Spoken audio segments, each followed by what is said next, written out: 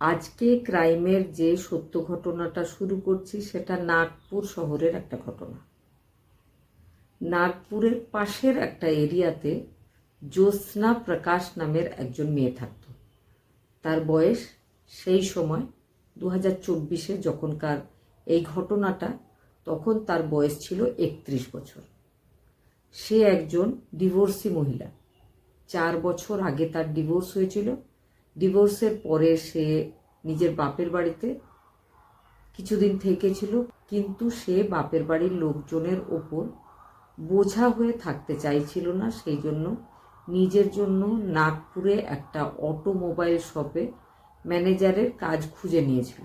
আর কাজ করার জন্য সে বাড়ি ছেড়ে নাগপুরে একটা পিজিতে এসে থাকছিল। তার সঙ্গে তার একজন রুমে পার্টনার একটা মেয়ে ছিল। তাদের দুজনের মধ্যে খুব ভালো বন্ধুত্বের সম্পর্ক ছিল। 28 অগস্ট 2024 রাত্রেবেলায় 8:30টার সময় জ্যোৎস্না নিজের রুম পার্টনারকে বলেছিল যে সে নিজের বয়ফ্রেন্ডের সাথে দেখা করতে যাচ্ছে। সে দেখা করে কিছুক্ষণের মধ্যেই চলে আসবে। তো তার ফ্রেন্ড বলে ঠিক আছে। যখন গভীর রাত হয়ে যায় তখনও জ্যোৎস্না ফিরে আসে না। তার যে রুমমেট সে বারবার জ্যোৎস্নাকে কল করছিল, কিন্তু ফোনটা বাজছিল, রিসিভ হচ্ছিল না। বন্ধু তারপরে ঘুমিয়ে পড়ে। চিন্তা তো একটু হচ্ছিল। তারপরে সে ভাবছিল নিজের বয়ফ্রেন্ডের কাছে গেছে, এর আগেও অনেকবার সে গেছে, অনেক লম্বা লম্বা সময় একসাথে কাটিয়েছে। সেই জন্য রুম পার্টনার ব্যাপারটাকে অতটা সিরিয়াসলি নেয়নি, ঘুমিয়ে পড়েছিল। নেক্সট ডে সকালবেলায়ও যখন দেখে যে তার বন্ধু এখনও রুমে ফিরে আসেনি, সে আবার বার কয়েক চেষ্টা করেছিল। আবারও ফোনের রিং হচ্ছিল, কিন্তু রিসিভ হচ্ছিল না। এবার জ্যোৎস্নার বান্ধবী, যখন ডিউটি আওয়ার শুরু হয়েছিল জ্যোৎস্নার, তো তার কাজের জায়গায় কল করেছিল। কল করে জিজ্ঞেস করেছিল যে জ্যোৎস্না কি নিজের ডিউটিতে এসেছে। সেখান থেকে জানানো হয় যে না, জ্যোৎস্না তো আজকে অ্যাবসেন্ট করেছে। এমনকি কল করেও তাদেরকে জানায়নি। জ্যোৎস্না এর আগে এমন কখনো করেনি যে সে ডিউটিতেও আসবে না আবার জানাবে না। এবার জ্যোৎস্নার বন্ধুর মনে হয় যে এই ব্যাপারটা জ্যোৎস্নার বাড়িতে জানানো উচিত। সে তার বাড়িতে জানিয়েছিল। তার বাড়ির লোকজনেরা এবার চেষ্টা করা শুরু করেছিল মেয়েকে খোঁজার। যখন তারা সারাদিন ধরে মেয়ের কোনো খোঁজ খবর পায়নি, তখন তারা সেই এরিয়ার পুলিশ স্টেশনে এসে মেয়ের ফোন নাম্বার বা মেয়ের ফটো দিয়ে একটা মিসিং কমপ্লেন করেছিল। পুলিশ কিন্তু সব সময় যেমন সাধারণ মানুষদের ব্যাপারটাকে খুব একটা সিরিয়াসলি নেয় না, এক্ষেত্রেও নেয়নি। কেটে গেছিল 20 দিন। পুলিশ খোঁজার চেষ্টাই করেনি। তবে বাড়ির লোকজন নিজেদের মতো আত্মীয় স্বজন, বন্ধু বান্ধব, পরিচিত সবার কাছে খোঁজ খবর নেওয়ার চেষ্টা করছিল, নিজেদের মেয়েকে খোঁজার চেষ্টা করছিল, কিন্তু কোনো লাভ হয় না। 20 সেপ্টেম্বর 2024 জ্যোৎস্নার বাড়ির লোকজন আবার পুলিশ স্টেশনে যায়। পুলিশকে আবারও জানায় যে আমাদের মেয়ে এখনও ফিরে আসেনি, আপনারা একটু প্লিজ খোঁজার চেষ্টা করুন। এবার কিন্তু পুলিশ সিরিয়াস হয়েছিল। পুলিশ ভেবেছিল যে এবার খোঁজা উচিত। প্রথমবার যে হারিয়ে গেছে তার call detail, call list, last location ইত্যাদি চেক করা হয়। পুলিশ এবার জ্যোৎস্নার যে রুমমেট তার কাছে কিছু প্রশ্ন করে।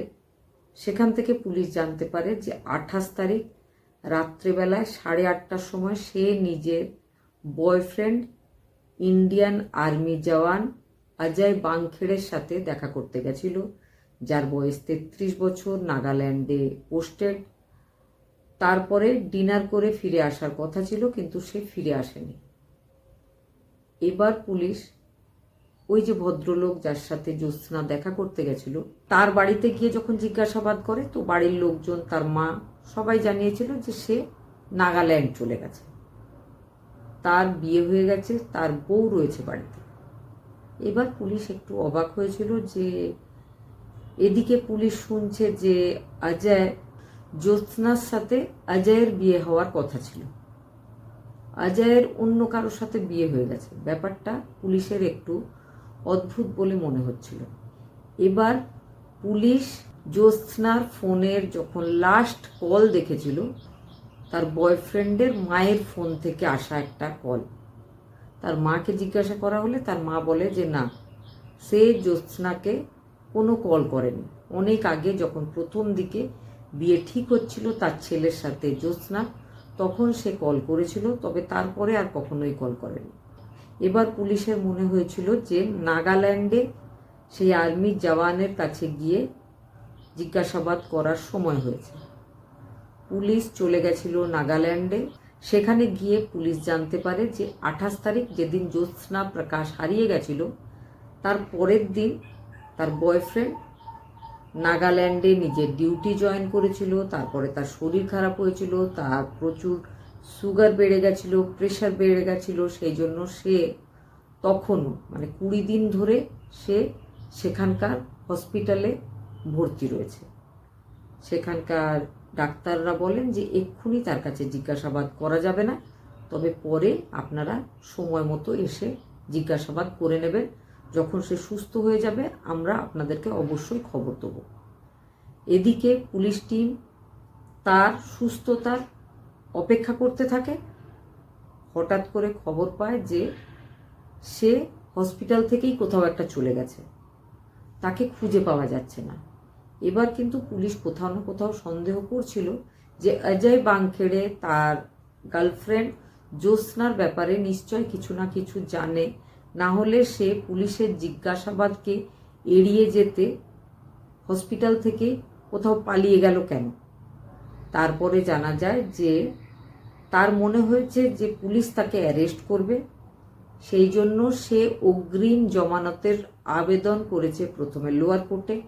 সেখান থেকে যখন তার আবেদন খারিজ হয়েছে, সে এবার চলে গেছে হাইকোর্টে। হাইকোর্টেও তার আবেদন যখন মেনে নেওয়া হয়নি, তখন সে সোজা এসে নাগপুরের থানাতে আত্মসমর্পণ করেছিল। সেখানে এসে সে সবটা জানিয়েছিল যে সে তার গার্লফ্রেন্ড ছিল অবশ্যই জ্যোৎস্না, তবে আগে ছিল, বর্তমানে সে একজন ম্যারিড মানুষ। সে নিজের গার্লফ্রেন্ডের ব্যাপারে তেমন খুব একটা জানে না, তবে শেষবারের মতো দেখা করার জন্য তার মায়ের ফোন থেকে সে কল করেছিল। পুলিশ এবার তাকে জিজ্ঞাসাবাদ করে। তার জিজ্ঞাসাবাদ হতে সে বলে যে তার গার্লফ্রেন্ডের সঙ্গে সে কিছুক্ষণ সময় কাটিয়েছিল শেষবারের জন্য, কিন্তু তারপরে সে নিজের ডিউটিতে নাগাল্যান্ড যাওয়ার জন্য চলে গেছিল। তার গার্লফ্রেন্ডের কি হলো, সে কোথায় চলে গেছে, সে কিচ্ছু জানে না।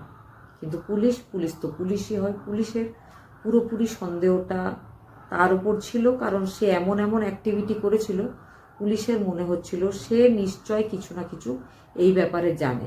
পুলিশ যখন একটু কড়াভাবে জিজ্ঞাসাবাদ করে, তখন সে বলেছিল যে গত 3 বছর আগে তাদের দুজনের যোগাযোগ হয়েছিল একটা ম্যাট্রিমনি সাইটের মাধ্যমে। জ্যোৎস্না একজন ডিভোর্সি মহিলা ছিল। জ্যোৎস্না নিজের জন্য কোনো ডিভোর্সি বা কোনো বিপত্নিক পাত্র খুঁজছিল। অজয় বাংখেড়ে সেও একজন ডিভোর্সি ভদ্রলোক, তবে জ্যোৎস্না জানতো না যে তার 3 বার বিয়ে হয়েছে, 3 বার ডিভোর্স হয়েছে। জ্যোৎস্না জানতো কোনো কারণে একবার ডিভোর্স হয়েছে, কারণ আর্মির ডিউটি তার স্ত্রীর ভালো লাগতো না, সেই জন্য তার স্ত্রী তার হাজবেন্ডকে ডিভোর্স দিয়েছে আর তাকে ছেড়ে চলে গেছে। অজয়ের সাথে যোগাযোগ হয়েছিল জ্যোৎস্নার, দুজনের মধ্যে কথা হয়েছিল, তারপরে সামনাসামনি সাক্ষাৎ হয়েছিল। দুজনের দুজনকে খুব পছন্দ হয়েছিল। জ্যোৎস্না নিজের বাপের বাড়িতে অজয়ের ব্যাপারে বলেও ছিল। বাড়ির লোকজন রাজি ছিল যে জ্যোৎস্না এখন লম্বা জীবন পড়ে রয়েছে, অবশ্যই একটা বিয়ে করে একটা সঙ্গী দরকার আছে তার।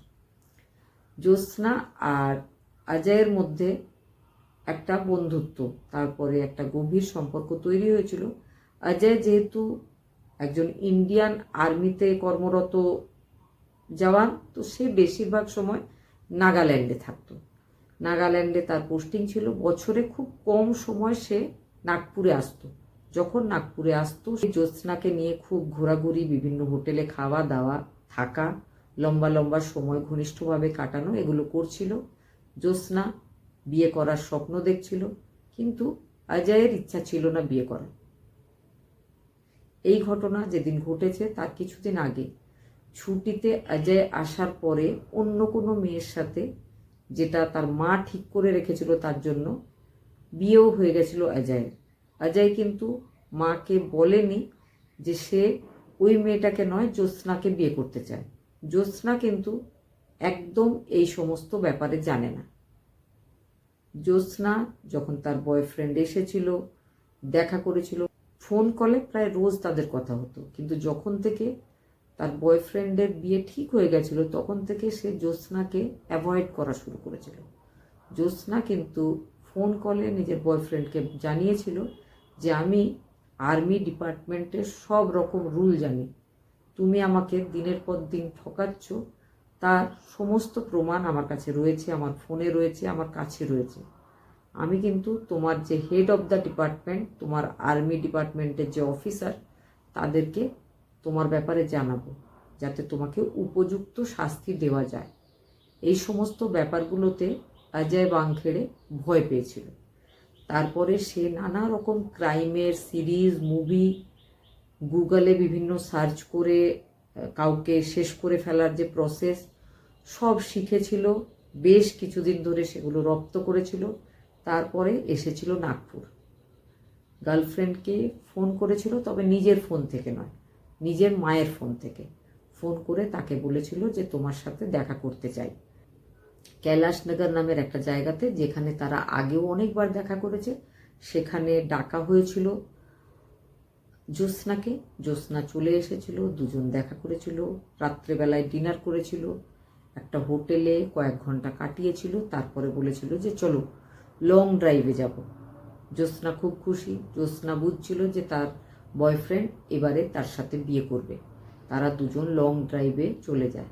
একটা টোল প্লাজার কাছে তাদের গাড়িটাও দেখা গেছিল পরবর্তীকালে, যখন সিসিটিভি ফুটেজ চেক করা হচ্ছিল।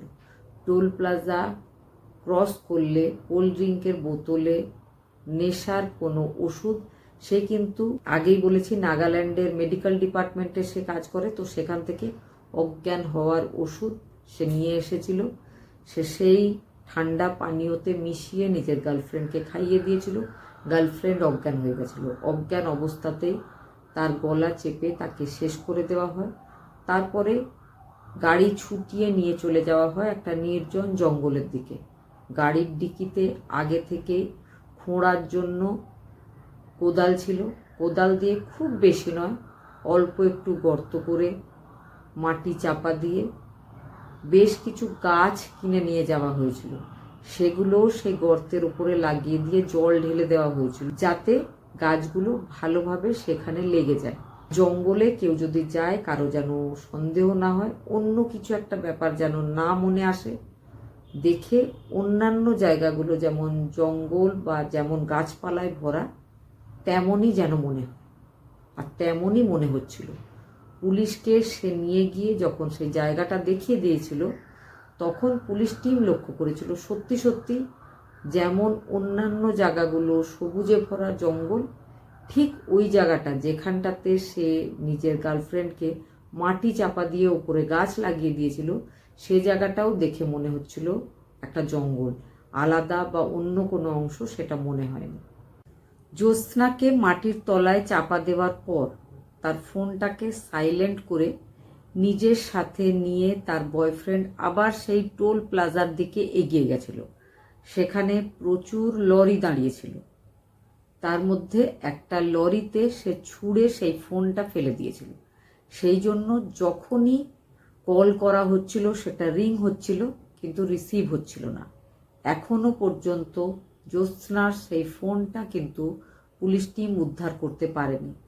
আর এই যে ফোনটাকে সাইলেন্ট করে কোনো একটা গাড়িতে ছুঁড়ে ফেলে দেওয়ার আইডিয়াটা সে বিভিন্ন রকম ক্রাইমের সিরিজ দেখে পেয়েছিল, সেটাও সে পুলিশ স্টেশনে জানিয়েছিল।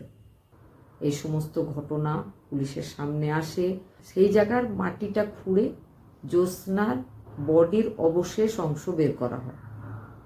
ডিএনএ টেস্ট করা হয় বাড়ির লোকেদের সাথে, রিপোর্ট পুরোপুরি মিলে যায়। প্রমাণ হয়ে যায় যে ওটাই জ্যোৎস্না। আর জ্যোৎস্নাকে শেষ করার অপরাধে ইন্ডিয়ান আর্মির একজন জওয়ান অজয় বাংখেড়ে, যাকে পুলিশ অ্যারেস্ট করেছিল, লোয়ার কোর্টে তার কেস এখনও চলছে।